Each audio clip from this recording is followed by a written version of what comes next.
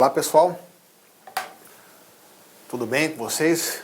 Vamos dar continuidade então ao nosso trabalho, o nosso último encontro agora, para tratar da nossa disciplina de Direitos Humanos, ainda resolvendo algumas questões e ao final vamos fechar voltando àquele nosso tema importantíssimo do controle de convencionalidade, né? Passar alguns, destrinchar um pouquinho melhor esse tema e aí nós finalizamos o nosso módulo de Direitos Humanos, ok? Dá uma olhada nessa questão que caiu em 2018 no exame de ordem. Maria e João são pais de uma criança deficiente que utiliza a cadeira de rodas. O casal de classe média optou por matricular o filho em uma escola particular. No ato da matrícula, foi-lhes informado pela administração da escola que teriam de pagar um valor adicional, uma vez que haveria um trabalho extraordinário por parte da escola para garantir o acesso dessa criança com deficiência em igualdade de condições a jogos, a atividades recreativas, esportivas e lazer no sistema escolar. Então, só um pouquinho, para aqui. A situação é que a criança é cadeirante, os pais querem matricular numa escola particular, a escola fala, olha, nós ainda não temos aqui tudo adaptado para ela acessar tudo, então nós vamos ter que fazer um monte de reforma aqui, pelo que a anunciado está dizendo, então vocês vão ter que pagar uma taxa extra aí para compensar esses gastos. Insatisfeitos com essa informação, Maria e João decidiram consultar você, como advogado ou advogada, para saber se tal cobrança seria legalmente aceitável e se não haveria alguma proteção específica para pessoas com deficiência contra esse tipo de cobrança. Diante disso, assinale a opção que apresenta a resposta correta a ser dada ao casal. Letra A. A cobrança é aceitável e justificada, mesmo que desagrade ao casal, porque de fato a criança cadeirante precisará de atenção especial, ajuda para sua mobilidade. Nada na legislação pátria impede tal cobrança.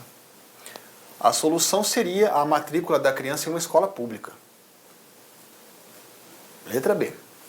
A cobrança do valor adicional na matrícula é moralmente reprovável, pois expressa um tipo de preconceito. Contudo, do ponto de vista estritamente legal, o caso se situa no campo da liberdade contratual das partes, não havendo vedação legal a tal cobrança. Letra C. A Lei Brasileira de Inclusão da Pessoa com Deficiência admite esse tipo de cobrança, uma vez que reconhece o trabalho adicional a ser feito nas escolas, contudo, prevê que as famílias hipossuficientes sejam isentadas dessa cobrança, sendo devido à escola uma compensação tributária. Letra D. A escola particular deve adotar as medidas inclusivas previstas na lei, tais como garantir o acesso da criança com deficiência em igualdade de condições a jogos e atividades recreativas, sendo vedada a cobrança de valores adicionais de qualquer natureza em suas anuidades, no cumprimento dessas medidas. Pausa o vídeo e assinale a alternativa, meu amigo, minha amiga. Joia? Parabéns! Com base nas dicas que nós demos, eu sei que você acertou. Qual é a alternativa que mais protege aqui a criança? Alternativa D. Veja, a cobrança é aceitável e justificada? Você está discriminando então a criança pela deficiência dela, só pelo fato dela ser cadeirante.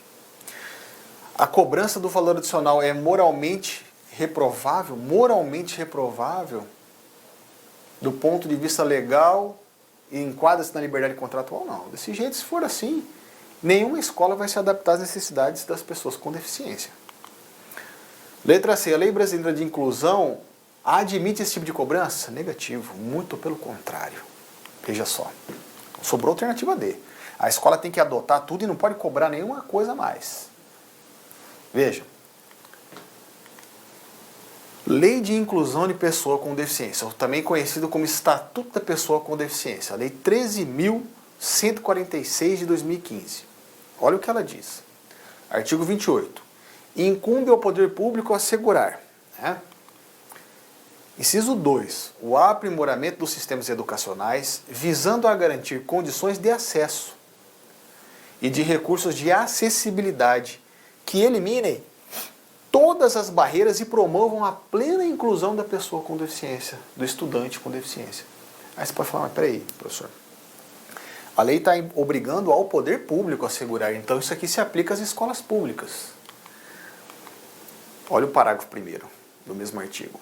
As instituições privadas de qualquer nível e modalidade de ensino aplica-se obrigatoriamente o disposto em todos os incisos, inclusive o inciso 2 que trata da acessibilidade. Devem garantir o pleno acesso e a inclusão dos estudantes, das crianças com deficiência. Sendo vedada a cobrança de valores adicionais de qualquer natureza em suas mensalidades, anuidades e matrículas no cumprimento dessas determinações. Então veja, pessoal, o próprio nome da lei já diz, é a lei de inclusão das pessoas com deficiência. E o direito à educação é um direito das crianças também com deficiência, por que não? Elas não podem ser tratadas de maneira discriminatória. Todas as barreiras que separam a pessoa com deficiência das pessoas que não têm deficiência devem ser quebradas. Inclusive no ensino público e privado. E o ensino privado não pode cobrar nada além por isso, é obrigação dele, das instituições privadas, se adaptarem à acessibilidade das pessoas com deficiência. Esse artigo foi interpelado no Supremo Tribunal Federal. Foi ajuizado MADI, pela Confederação Nacional das Instituições de Ensino, que queria que o Supremo declarasse esse artigo inconstitucional.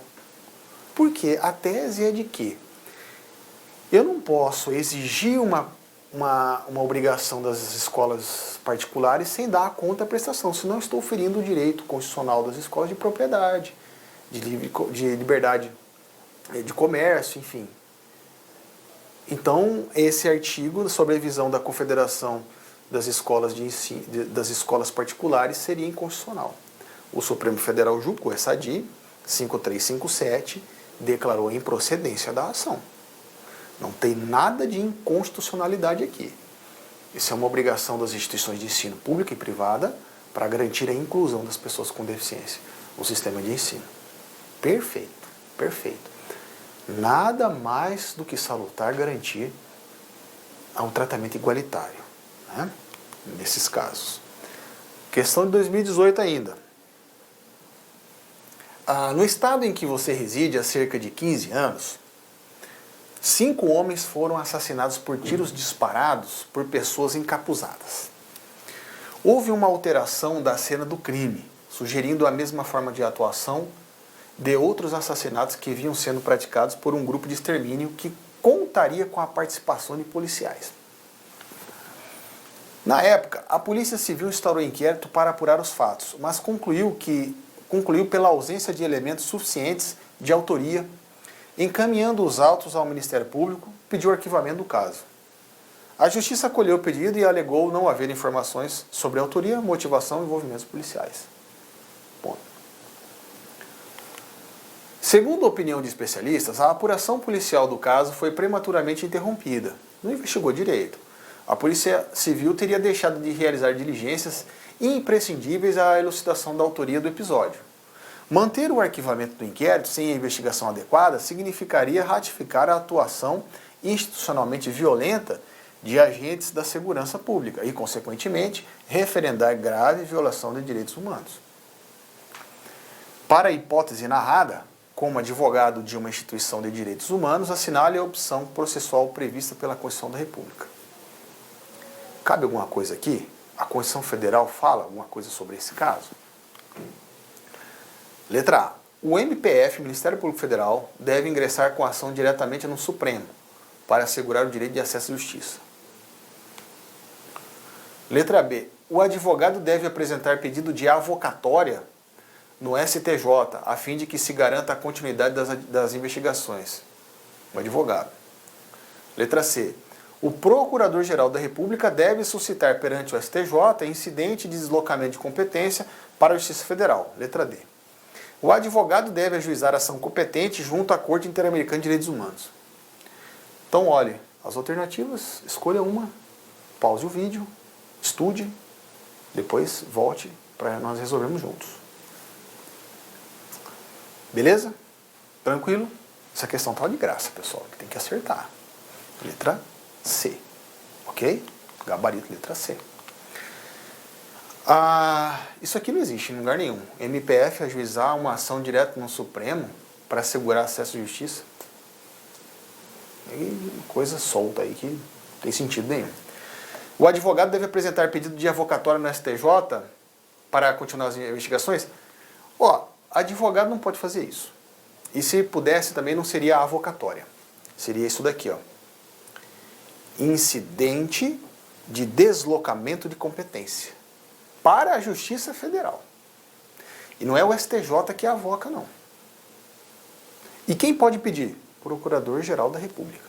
Está na Constituição isso aí, a partir da Emenda Constitucional 45 de 2004. Isso aqui é um mecanismo para a defesa dos direitos humanos, para garantir a defesa dos direitos humanos. Nós já falamos sobre isso já caiu no exame de ordem, essa questão é uma questão remaquiada, para você ver como o exame de ordem vem cobrando o mesmo tema de maneiras diferentes. A letra D está errada porque o advogado não tem que ajuizar nenhuma ação na corte. Se ele quisesse buscar algum órgão, qual seria? Comissão Interamericana e não a corte. Olha o incidente aqui, artigo 109, parágrafo 5º da Constituição. Isso aqui foi acrescentado pela Emenda Constitucional número 45 de 2004, chamada Reforma Judiciária. É um mecanismo para se potencializar a proteção aos direitos humanos. Nas hipóteses de grave violação de direitos humanos, o Procurador-Geral da República, com a finalidade de assegurar o cumprimento de obrigações decorrentes de tratados internacionais de direitos humanos, dos quais o Brasil seja parte, poderá suscitar perante o STJ, em qualquer fase do inquérito ou processo, incidente de deslocamento de competência para a Justiça Federal. Quem é que tem a competência para processar, julgar, averiguar, investigar crimes de homicídio? Justiça Comum Estadual. Em regra, né? Salvo raríssimas exceções, em regra, a Justiça Comum Estadual. Nesse exemplo aqui, com certeza, a competência é da Justiça Estadual. Quando é que a competência vai ser para a Justiça Federal? Quando envolver algum crime praticado contra algum ente, servidor público federal no exercício da função, pode ser que aconteça deslocamento da competência para a Justiça Federal. Em algumas hipóteses específicas, a competência vai para a Justiça Militar, mas a regra. A competência para processar e julgar a prática de crimes de homicídio é da Justiça Comum. Nesse caso, pessoal, nesse exemplo aqui, nessa questão, várias pessoas foram assassinadas por tiros, aparentemente por ação de grupo de extermínio. E esse fato não foi devidamente apurado, o caso foi arquivado, não foi levado à investigação. Esse é um exemplo clássico em que pode-se promover o deslocamento da competência da Justiça Comum para a Justiça Federal. Para quê? Para impedir a grave violação de direitos humanos. Ok? Por isso a resposta é a letra C. Na hipótese de grave violação de direitos humanos, com a finalidade de assegurar o cumprimento de obrigações de tratados internacionais, o Procurador-Geral da República pode pedir o deslocamento de competência, né? Que também é conhecido como, né, um apelido de federalização dos crimes. O que é federalização dos crimes? É um instituto por meio do qual o Procurador-Geral da República provoca o STJ em um incidente pedindo deslocamento da competência da Justiça Comum Estadual para a Justiça Federal. Então, é uma regra criada aí pela Constituição para, de certa forma, se garantir a devida apuração dos fatos, né? Agora, nós já vimos os requisitos para que o STJ defira esse incidente de deslocamento de competência, né?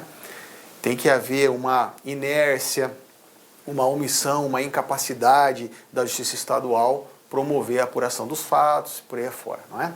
Com a finalidade de prevenir a responsabilidade do Brasil perante órgãos, perante o Sistema Interamericano de Proteção de Direitos Humanos e até mesmo perante o Sistema Global de Proteção de Direitos Humanos. Porque se o Brasil, se o Estado não leva a cabo investigações criminais, ele pode ser responsabilizado pela omissão, pela violação, pelo desrespeito aos direitos humanos, ok? O caso pode ser submetido, sim, à Corte Interamericana de Direitos Humanos depois de passar pela comissão.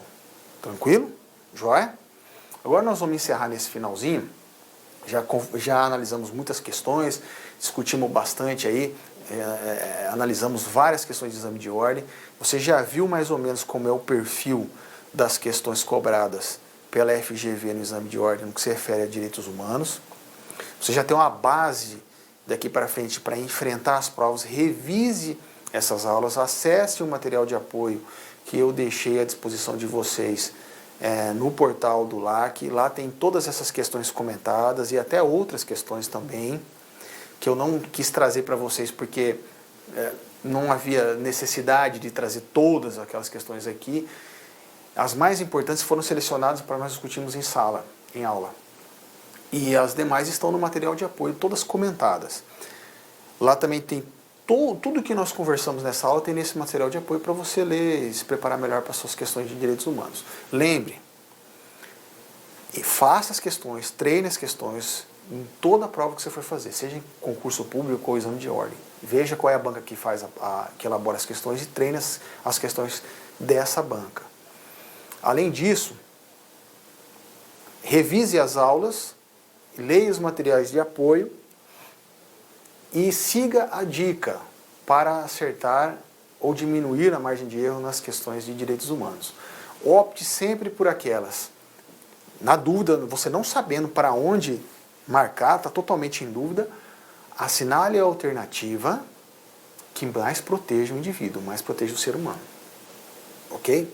Agora nós vamos conversar um pouquinho, coisa rápida, só para revisar o nosso tema de controle de convencionalidade, que é um tema importantíssimo e que está muito em voga hoje em dia. Muitos doutrinadores escrevendo e falando sobre esse tema. O principal deles, o professor Valério Mazzuoli, que é disparado o melhor doutrinador, um dos melhores doutrinadores hoje de direito internacional e de direitos humanos. Tem obra publicada sobre o tema, o livro dele, Direito de Controle de Convencionalidade. As obras dele se esgotam com muita rapidez no mercado. Ele trata desse tema. E esse tema, pessoal, ele certamente será cobrado nas próximas provas da OAB. Certamente. Se não for na próxima, em alguma prova desse ano vai cair alguma coisa sobre controle de convencionalidade. Seja em direitos humanos, ou seja até mesmo em direito internacional, ou até mesmo no direito constitucional. Vamos só revisar esse tema para fechar o nosso encontro, a nossa discussão aqui e fixar umas ideias importantes sobre o controle de convencionalidade. Ok? Então vamos lá, por parte. Segundo o professor Valério Mazzuoli, é dever de todo magistrado realizar, no caso em concreto que ele for submetido à apreciação, o controle de convencionalidade das leis. Ou seja, a análise da sua compatibilidade com os tratados internacionais de direitos humanos ratificados no Brasil. Veja só o raciocínio, pessoal.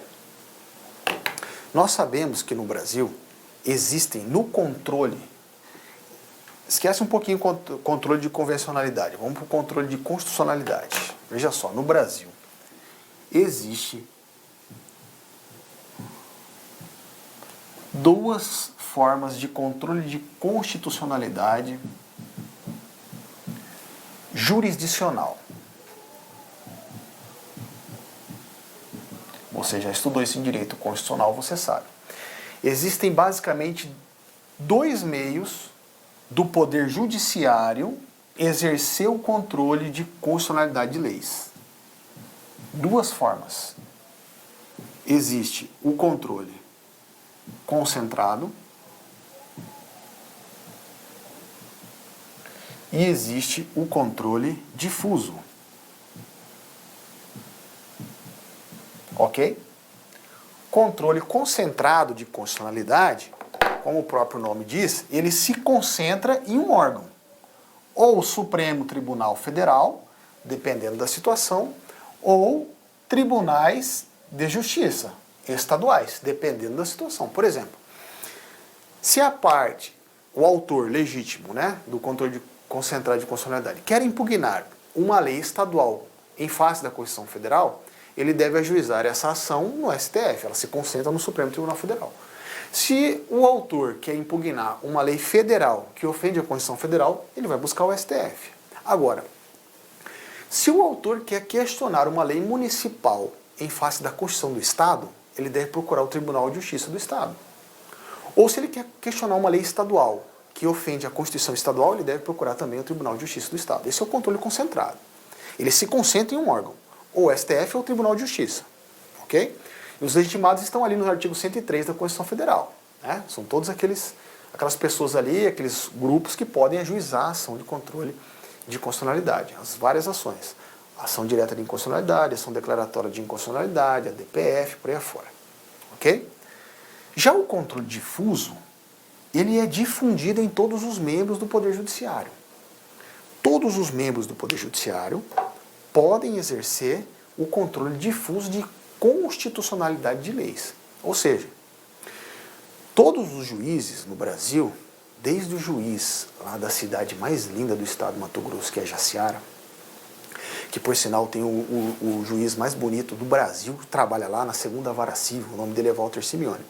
Esse juiz, desde ele até o juiz que está em qualquer tribunal do Brasil, ele pode exercer o controle de constitucionalidade em um caso em concreto. Quando, para chegar à conclusão final da decisão, ele precisa aferir se a lei que vai embasar a decisão está de acordo ou não com a Constituição. Se o juiz entender que essa lei, aplicada ao caso em concreto, é inconstitucional, ele declara a lei inconstitucional e não aplica no caso. Simples assim. E se houver uma declaração de inconstitucionalidade por um tribunal de justiça, num sistema difuso, existe todo um tratamento que o professor de processo civil, o professor de constitucional vai trazer para vocês. Você precisa obedecer o trâmite do CPC. Se formar um incidente da Câmara leva para o órgão especial, para o órgão plenário do Tribunal de Justiça, e lá é discutida a constitucionalidade, depois volta o processo para a Câmara julgadora, ok? No controle de convencionalidade, pessoal, nós também, todos os juízes do Brasil, devemos exercê-lo de maneira difusa. É isso que o professor Valério Mazzuoli está dizendo, ok?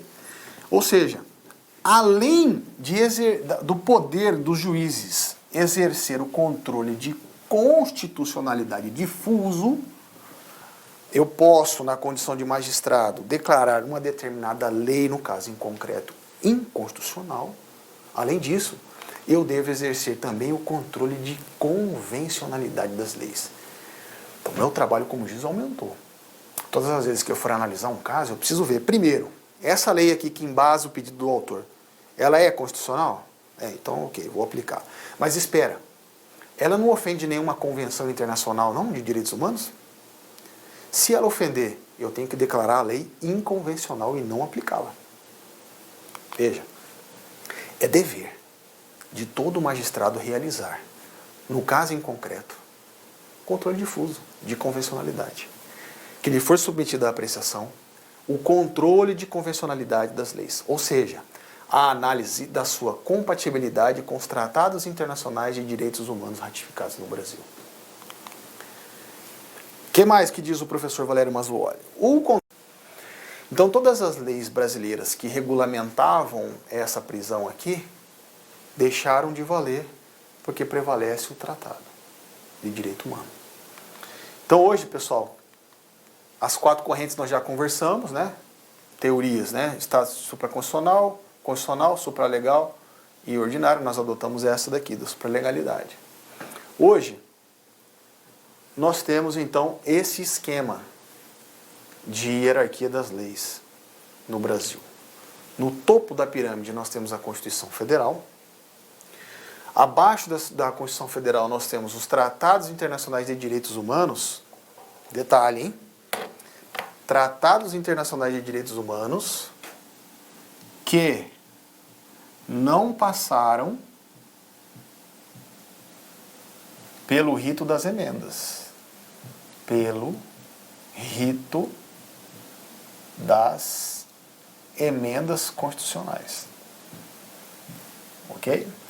Tratado de Direito Humano que não foi aprovado pelo rito das emendas constitucionais está abaixo da Constituição e acima das leis. lei complementar, lei ordinária, etc. Ok? Então veja, se por um acaso,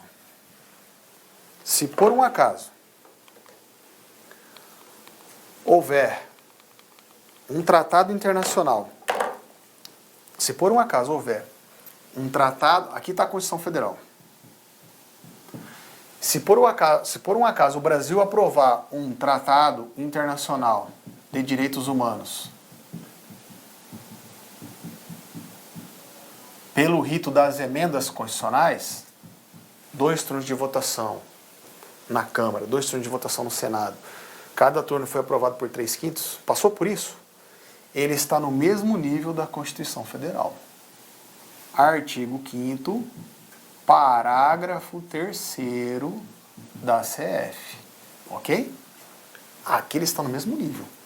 Então aquela pirâmide de Kelsen, como nós falamos, ó, Constituição Federal, leis, não sei o quê, ela passa a ser um trapézio. Nesse caso aqui, a Constituição Federal está aqui e aqui está o tratado. Tem doutrinadores que dizem o seguinte: esses tratados internacionais que foram aprovados pelo rito da emenda, como eles se equiparam à norma constitucional, eles integram o chamado bloco de constitucionalidade. Eles integram o bloco de constitucionalidade. O que é isso, professor? Esse tratado aqui, se ele foi aprovado pelo rito da emenda, segundo alguns doutrinadores, eles podem servir de parâmetro para o controle de constitucionalidade de leis. Se você tiver uma lei que ofende um tratado desse, você pode exercer, esse tratado exerce um parâmetro para o controle de constitucionalidade, ok? Mas a doutrina do professor Valério Mazzuoli defende o controle de convencionalidade, porque a lei estaria ofendendo uma convenção de direitos humanos. Ok, meus amigos? Pessoal, foi uma honra ficar com vocês esse tempo todo, discutir essas questões de direitos humanos.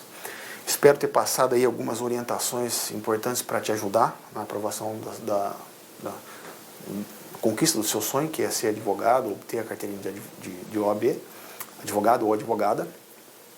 Foi um prazer trabalhar aqui com vocês essa matéria e espero revê-los em breve em outra oportunidade. Desejo todo sucesso a vocês, que vocês conquistem os seus sonhos aí